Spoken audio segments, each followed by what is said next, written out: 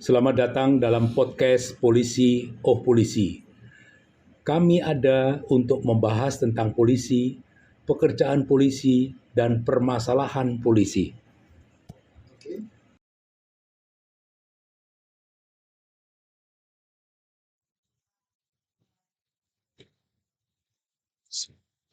Selamat pagi para pemirsa. Pagi hari ini kita melanjutkan perbincangan yang sebelumnya. Sebelumnya saya akan memperkenalkan dulu di sebelah kiri saya. Ini adalah Komjen Pol Purnawirawan Dr. Ito Sumardi, ya, mantan Kabar Eskrim, mantan duta besar luar biasa berkuasa penuh di Myanmar. Kemudian di sebelah kanan saya ini ada Irjen Pol Purnawirawan Arianto Sukadi. Ini kalau sekolah nomor satu terus kawan saya ini, ya. Ini reserse mulai dari Polsek sampai ke Mabes Polri semua dialami oleh Pak Arianto Sukadi ini. Pagi ini kami akan membahas, ya, kaitannya dengan viral, ya, dalam media sosial terkait dengan alibi dari Jenderal FS.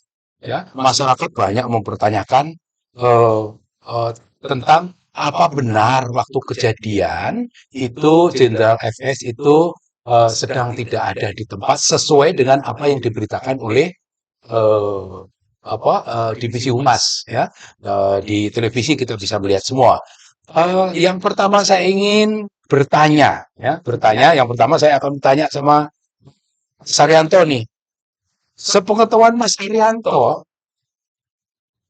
mengapa ada kabar viral terkait pemberitaan Kadifropam alibinya pada saat di kejadian ini gimana? Iya, dari berbagai banyak itu ya Mas, perdebatan mengenai mempertanyakan hal-hal itu, di antaranya kalau yang terkait dengan alibi daripada Bapak Kadifropam itu, seingat saya adalah bahwa publik itu mendengar berita itu kan dari rilis daripada Karopenmas, di mana di dalam rilis itu sudah dijelaskan bahwa ini kejadiannya adalah tembak menembak, kemudian ini ditembak oleh ini dan sebagainya, dan terakhir ditutup dengan waktu itu bahwa Bapak Kadifropam waktu itu tidak sedang di rumah. Itu kan gitu kan. Nah, itulah yang jadi menjadikan bahan pertanyaan, tanggapan-tanggapan. Yang nomor satu tanggapannya itu keluar dari keluarganya sendiri. Kan dia mengekspos itu. Kok saya diberitakan gini, anak saya meninggal, kemudian ini dan sebagainya. Terus kemudian kok Bapak Kadifropam diberitakan nggak ada di rumah, kan gitu kan. Terus kemudian dia agak curiga, kenapa kok sampai begitu datang, saya tanya buka jenazahnya aja, nggak boleh gitu kan. Nah itu jadi saya pikir-pikir, wah ini rekaman-rekaman kayak gitu mas, itu menimbulkan rumors ya. Ini patut dipertanyakan nih kebenaran daripada berita ini kan. Gitu. Jadi dari rekaman pengakuan ataupun keterangan daripada korban yang dia menunjukkan kejanggalan-kejanggalan itu, maka muncul suatu anggapan dari publik ya, bahwa itu kasus itu tidak perlu tidak patut untuk dipercayai gitu. Itu dari rekaman berita. Kemudian selain itu juga muncul juga analisis-analisis spekulatif. Misalnya mempertanyakan, masa sih pejabat harus pergi PCR? Kan bisa saja ngundang di rumah. Ini malah dari DPR yang mengatakan itu, Pak, masa pejabat harus, dan orang tuanya sendiri juga mengatakan kan, Saya aja bisa kok PCR sini. Udah pensiunan. jadi kayak gitu mas. Jadi analisanya banyak lagi. Loh, kenapa kok pergi sendiri? Ada ADC-nya nggak ikut. Nah, jadi kira-kira begitu mas. Jadi dari pemberitaan yang dikatakan bahwa Bapak Kadif itu tidak ada di rumah, maka fokus daripada pertanyaan itu adalah kepada alibi kan. Dan alibi itu muaranya kepada kecurigaan bahwa itu adalah suatu yang rekayasa. Nah, itulah kira-kira yang awal daripada mulanya apa tuh kasus ini menjadi viral, gitu Mas. Mas Arianto, ini kan sesuatu ini viral luar biasa, ya. Menarik semua orang, kita semua juga tertarik. Saya kepada Mas Ito Sumardi sekarang.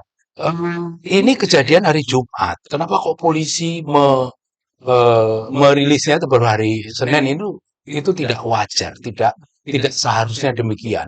Polisi merilis itu justru menimbulkan rumors yang berikutnya. Pertanyaan saya kepada Mas Ito, apa penyebab ini kok viralnya menjadi bertambah luar biasa nih? Gimana, Mas Ito terkait dengan alibi Jenderal FS ini? Baik, saya bicara dari aspek teoritis dulu ya. Alibi itu adalah sangat penting untuk menentukan status seorang tersangka atau saksi. Ada di tempat atau tidak? Iya, kan alibi ya alasannya.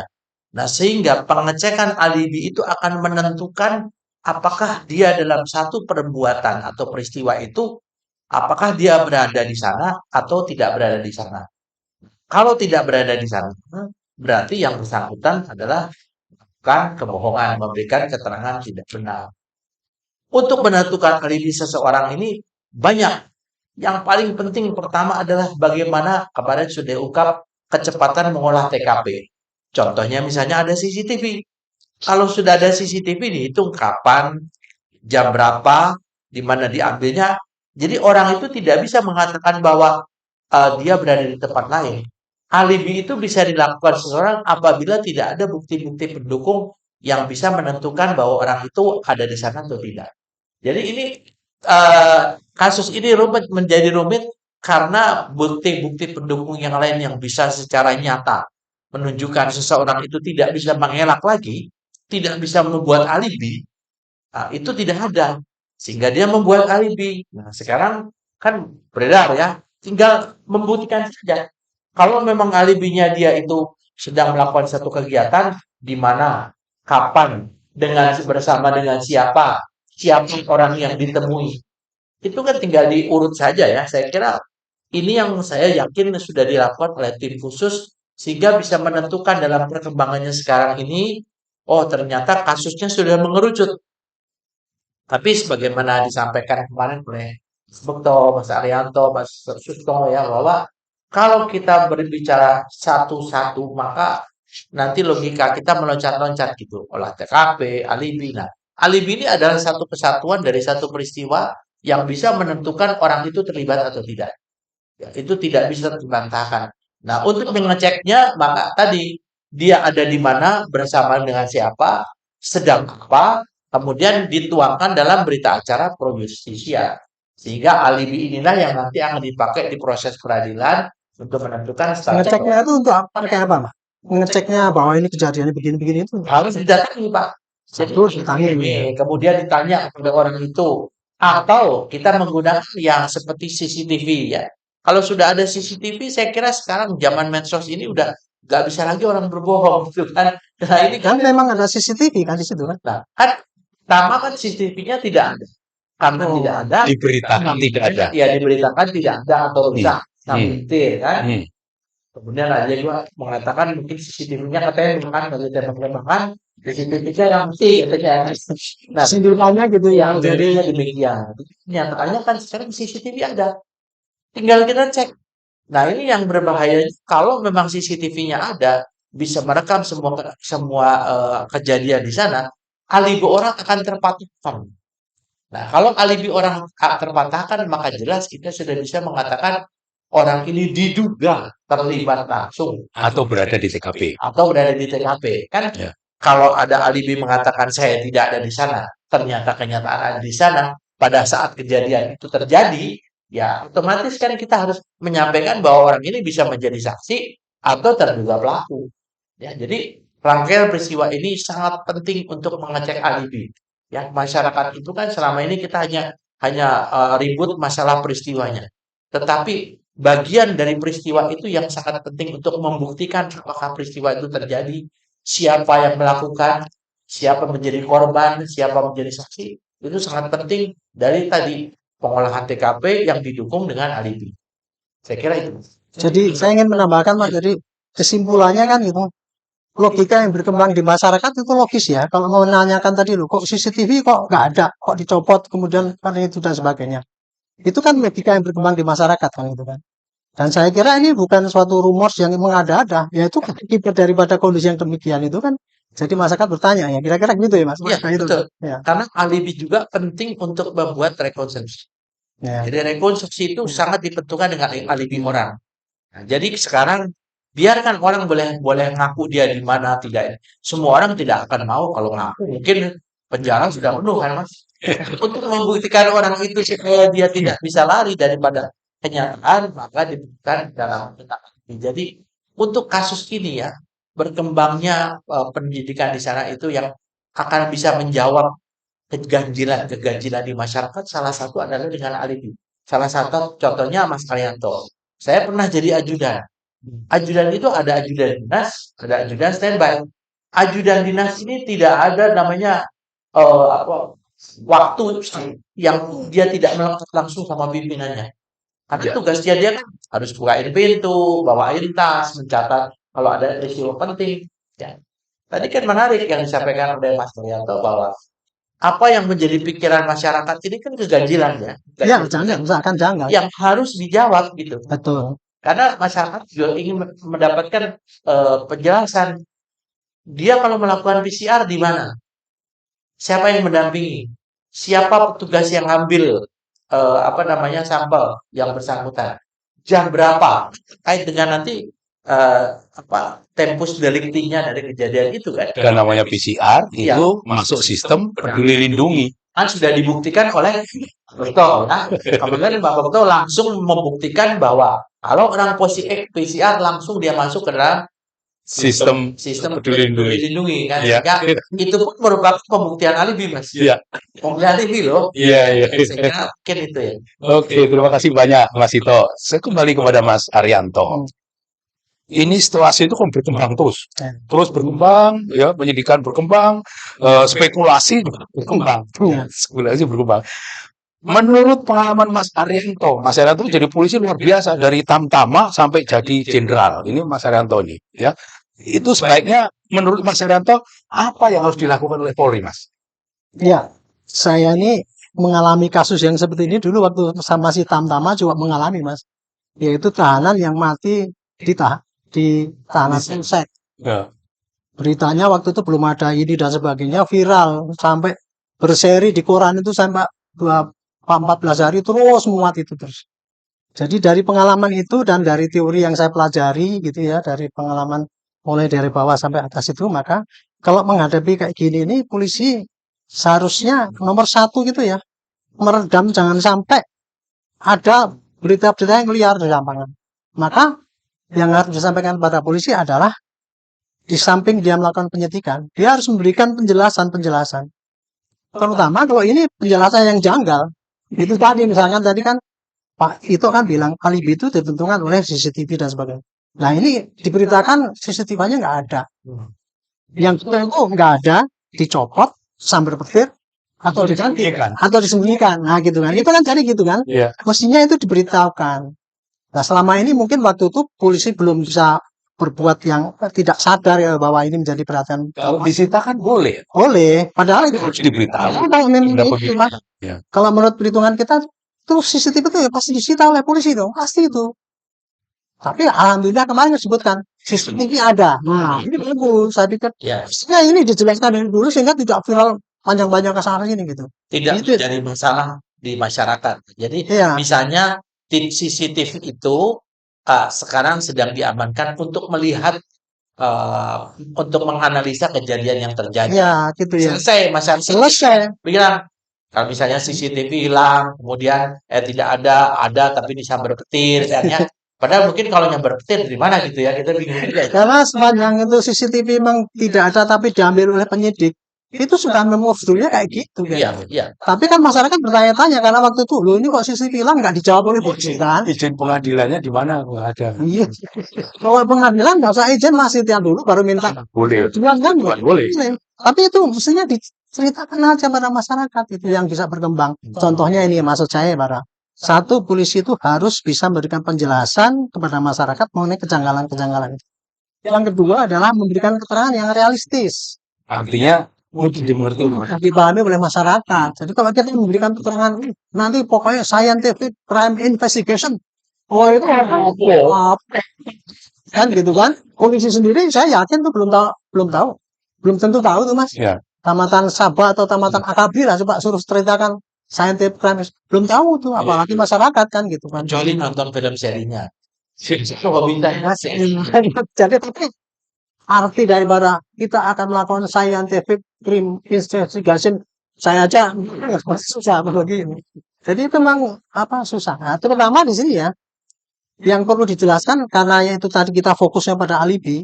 Polisi harus bisa menjelaskan ini loh data-data bahwa alibinya bapak itu tidak berada di tempat, itu jelaskan. Misalnya nanti lihat hasil CCTV-nya, kemudian oh memang dia PCR ada kok itu di peduli lindungan misalnya begitu ya. Itu mestinya dijelaskan pada masyarakat sehingga tidak berkembang.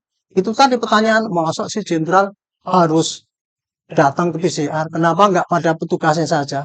Kan kalau dikabarkan bahwa itu alibinya dia memang periksa PCR, gampang waktu ditanya pada stafnya dulu siapa, saksi yang meriksa kan gitu kan, gitu kan. Itu mestinya dijelaskan pada polisi. Kita punya bukti kok. Staf yang meriksa adalah ini, tanggal segini, hasilnya negatif atau positif. Itu masyarakat mungkin ya paling agak sedikit terendam lah berita itu. Tapi Hmm. Mas Arianto kita juga jangan terjebak dengan asumsi ya. Betul. Karena kita juga nggak tahu apakah ini sudah dilakukan atau tidak. Iya. Kita bicara sekarang masalah bagaimana masyarakat itu kemudian terbentuk polemik masalah alibi. Iya.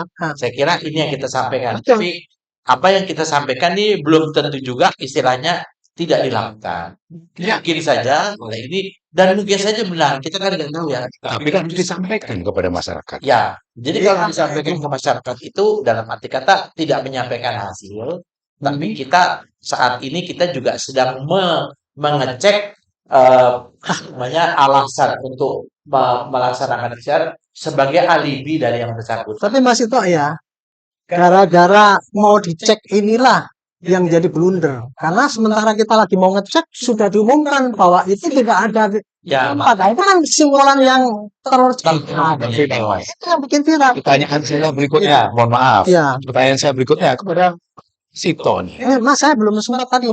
Saya belum itu tadi kan saya masih bercacar. Iya. Saya kan menyarankan pada Bapak kan menanyakan apa sebaiknya polisi bertindak. Ya. Nomor satu menurut saya ini karena beritanya sangat bombastis. Nomor satu polisi harus bisa menjelaskan. Tapi yang kedua juga polisi cepat melakukan penyidikan. Tepat ya. Gitu kan, semua tidak orang bertanya-tanya. Ini kemarin Pak, itu DPR mengatakan ini sudah 8 hari nggak ada itu. Ya. Kemudian meneliti kembali satu lagi ini karena ada penyidikan atau hasil yang janggal. Maka polisi harus introspeksi. Bukannya itu juga dilakukan oleh tim khusus Itulah kejanggalan. meneliti kembali. Ya. Bahwa apakah penyidikan itu yang dan ini sudah dikerjakan oleh Pak Kapolri kan bikin tim sus Iya. yang fungsinya adalah mengecek apakah penyidikan yang kemarin itu yang menurut saya itu blunder karena ujuk-ujuk ada kesimpulan itu akan dikoreksi dengan penelitian ini gitu. Jadi Bapak tadi kan menanyakan apa sih yang harus dikerjakan polisi. Nah menurut saya ada 4 poin itu yang mestinya dikerjakan gitu. Terima kasih Mas Herianto. Berikutnya saya mau nanya sama Mas Sito. Ini masalah pembuktian alibi. Kita semua belajar nih tentang pembuktian alibi. Menurut Mas Sito bagaimana membuktikan alibi dari yang jadi viral ini, alibinya Jenderal FS ini? sekarang sebetulnya masalah alibi ya. Masalah alibi itu kan kenapa sih harus kita buktikan alibi? Satu, dalam satu kasus yang boleh dikatakan bukan tertangkap tangan ya, tidak tertangkap tangan, maka kita akan mempersangkakan atau mencurigai seseorang. Mencurigai seseorang, nah orang ini kan bisa saja dia mengelak. Saya tidak terlibat dengan kasus itu. Nah, buktikan kalau kamu tidak terlibat, kamu ada di mana, jam berapa, sama siapa, ya itu alibinya dia kan.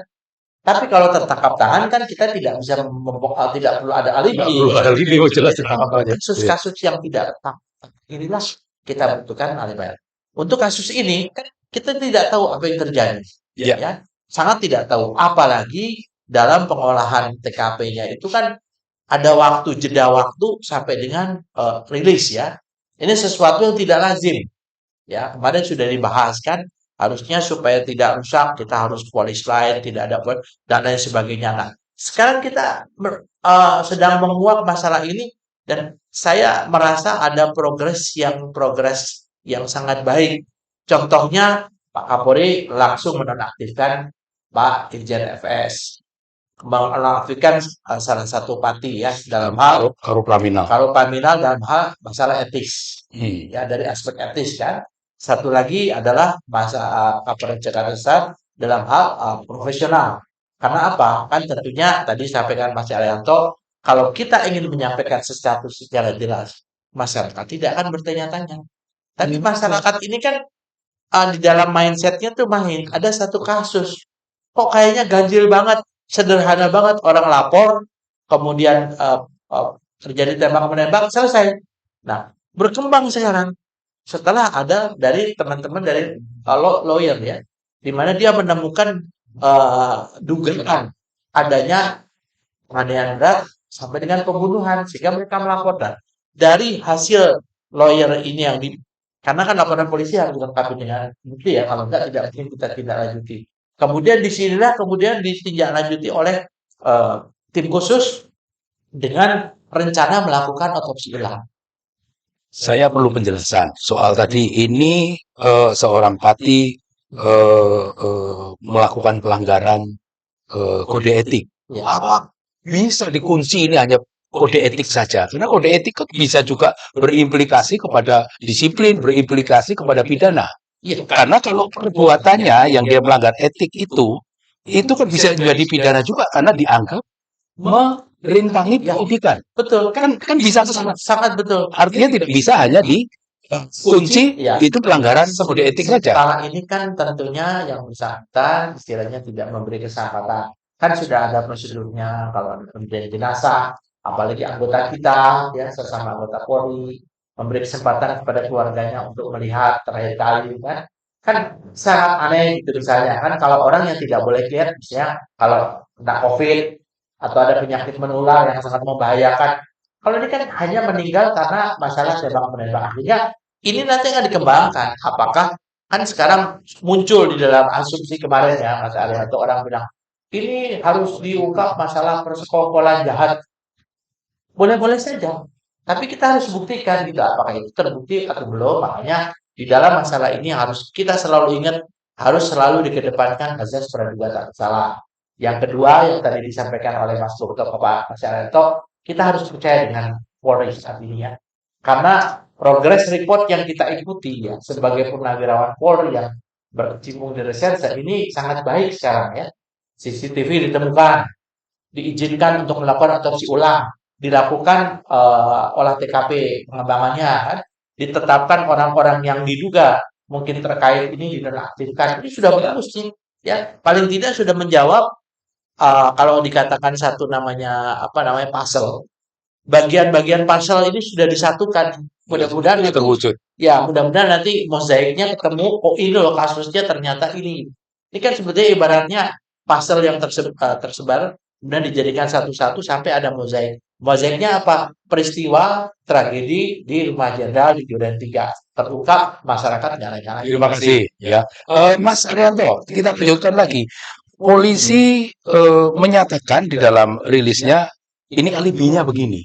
Menurut Mas Arianto apakah sudah benar itu kira-kira menurut Mas Arianto? Maksudnya alibi yang menyatakan bahwa Bapak Kadif tidak ada di lokasi. Itu kan yang dipertanyakan. Saya sebelum menjawab ini, saya ingin membahas yang di publik. Publik kan ngomong, Pak, membuktikan alibi itu kan gampang. Satu, kumpulkan aja barang bukti di TKP. Lihat rekaman CCTV. Tanyakan semua, kumpulkan barang bukti. Tanyakan tuh PCR tuh. Di mana tempatnya, petugasnya, hasilnya bagaimana. Termasuk juga mencari saksi-saksi. Saksinya itu kan ADC lah, ibunya lah, kemudian pembantu rumah, satpamnya dan sebagainya.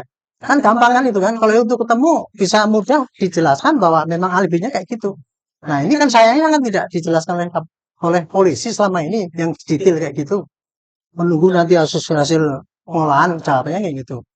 Nah itu kira-kira karena orang itu menganggap itu gampang, jadi dipikirnya bahwa menentukan alibi itu udah otomatis gampang gitu aja.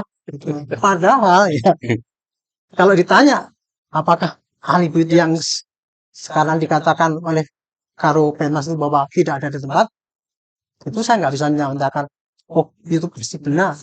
Dan saya juga sebaliknya juga tidak bisa membenarkan alibi yang dibangun, yang dituduhkan oleh korban bahwa itu nggak mungkin lah. Karena semua tergantung kepada penyidikan. Ya, jadi intinya Pak, jadi Hmm. saat ini kita nggak bisa menentukan benar apa tidaknya. Sepanjang penyidikan itu belum memberikan keterangan bahwa ini yang betul terjadi. Kita hanya bisa memperkirakan, Mas. Alibi itu kan hasilnya kan dua. Kalau kita itu memperdomani laporan polisi yang pertama, yaitu laporan polisi daripada keluarga Kadif yang merasa maunya dilecehkan, kemudian ditodong dan sebagainya. Dan kemudian dia mengatakan bahwa itu ada di luar. Kelihatannya kesimpulannya kayak gitu kan. Tapi untungnya ini dari pihak korban juga bikin LP. Jadi polisi nanti akan melakukan penyidikan berangkat dari dugaan bahwa Bapak Kadif ada dalam tanda petik tidak ada di tempat itu kan. Kan tetap ada bagusnya. Ini Iya, dari sini lapor ya. Jadi alibi itu nanti akan ditentukan mana yang benar mana yang tidak dari hasil dua LP ini. Dua LP ini kan merasa objeknya sama. Ini tim daripada yang pengolah yang dulu, ini Iya. tim yang dari sini sama kan? Iya. Objeknya sama. Nah, kalau ini dilakukan dengan profesional jujur, hasilnya akan sama, Mas. Pasti Nggak sama. akan mungkin kan gitu kan. Jadi akan sama nanti. Jadi itulah kita bisa ngomong ini benar apa tidak. Nunggu hasil ini. Terpaksa harus nunggu hasil ini. Dan saya yakin hasilnya itu tidak akan mungkin bertentangan tim A. Oh enggak, dia sudah di rumah. Nanti disidangkan. Enggak akan mungkin gitu kan. Dua. Kan Opposite. iya, kebenaran tidak ada yang mendua. Iya. Karena ini objeknya satu dan profesional katanya diawasi yang lain. Itu kira-kira jadi gitu. Jadi apa? Hasil daripada penyidikan ini dua-duanya akan memperkuat bukti bahwa oh ternyata Bapak itu tidak ada di tempat karena buktinya begini-begini. Atau oh Bapak waktu itu diduga ada di tempat buktinya begini-begini. Nah, oleh karena itu saya hanya ingin menyampaikan, Pak. Dugaan yang kayak gini ini, meskipun dianggap bahwa itu gampang membuktikannya, tetapi tetap kita nggak boleh langsung menjustis bahwa orangnya kayak gitu. Kan praduga tak bersalah. Mau tidak mau ya harus menunggu hasil dua ini. Tapi saya yakin ya dengan Bapak Kapolri membuka kesempatan untuk ini diterima, bagus sekali itu. Sangat bagus. Sangat bagus sekali. Karena itu memungkinkan bisa terungkapnya ini yang sebenarnya yang benar-benar benar gitu kan. Nggak bisa Kapolri gitu. ingin ini kasus ini diungkap apa adanya. Betul gitu. Jadi soal Aktif, transparan, kemudian independen. Saya kira gitu Mas. Jadi saya terus terang jawabannya nggak bisa sekarang dong. Iya. Tapi terpaksa. Tapi ya pasti hasilnya pasti nanti akan satu. Nggak mungkin Iya. dua. Terima kasih. Kenapa hasilnya satu? Karena ini sebenarnya rangkaian peristiwa. Tadinya kan hanya pelaporan pelecehan terjadi tembak-menembak. Sekarang berkembang lagi laporan tentang pembunuhan berencana Rencana. dan penganiayaan penganiayaan. meninggal. Nah, ini sama betul tadi 2 LP. Tetapi kan orang-orang pemain Kejadiannya sama Mas. Ya. Kejadiannya. kalau ibaratnya pemain sinetron Iya. itu semua yang ada di situ tinggal membuktikan kan. Betul. Membuktikannya kalau misalnya di pembunuhan siapa pelakunya. Iya. Itu semua adalah akan ditentukan daripada alibi. Kenapa? Karena kasus ini adalah bukan kasus tangkap tangan. Ya, kalau kasus tangkap tangan nggak perlu alibi karena kan sudah langsung. Ya, demikian para pemirsa sekalian, perbincangan kami hari ini berbicara tentang alibi, ya, yang sudah diberitakan benar atau tidak semua akan menunggu. Kami berharap polisi segera mampu mengungkap dua kasus yang dilaporkan Kadif Propam ke Polres Jakarta Selatan dan kasus yang dilaporkan oleh keluarga korban Brigadir J itu kepada Bareskrim. Ya, silahkan polisi bekerja secara profesional dan masyarakat akan terus mengawasi dan mengkritisi. Selamat siang. Terima kasih sudah menyimak podcast kami. Silahkan subscribe, like, share, dan berikan komentar Anda.